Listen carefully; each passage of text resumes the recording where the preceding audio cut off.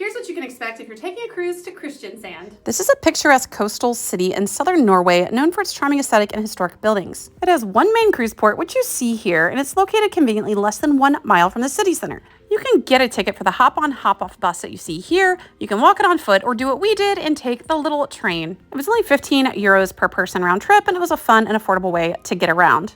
Now, the train does only include one stop, which is the city center, but the driver provides running commentary as you make your way there, giving insight and education into the area, which I found enjoyable and valuable. And honestly, when it comes to things to do in Kristiansand, the city center is pretty much it. This is the Kristiansand Cathedral, and it's a highlight of downtown Kristiansand. It is free to enter, and the little town area around here is very quaint and fun to explore. There are lots of cute shops, restaurants, and the historic European cobblestone streets that you'll come to get to know if you're on any type of Baltic or European cruise itinerary.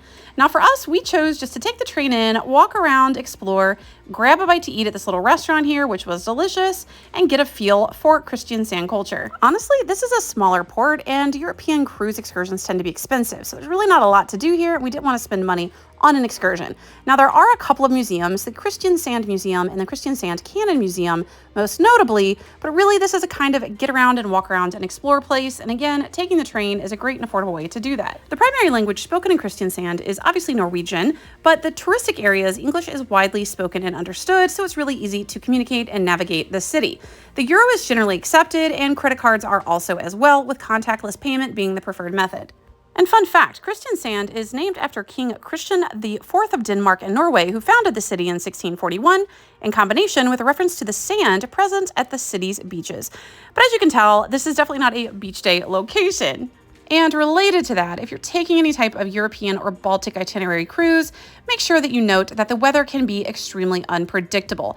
As you can see, it was kind of chilly and rainy here, but there were people in shorts and people in long sleeves, coats. You got a little bit of everything. So always make sure you pack and wear a hooded light jacket with you everywhere you go. I missed the mark on this, and while I had a jacket, it didn't have a hood, and I found myself many times in drizzly conditions wishing I did have a hood. Now, while Kristiansand has the feel of a small, quaint village, and again, there's not a lot to do here, it is actually the 5th largest city in Norway, and it's always a great visit.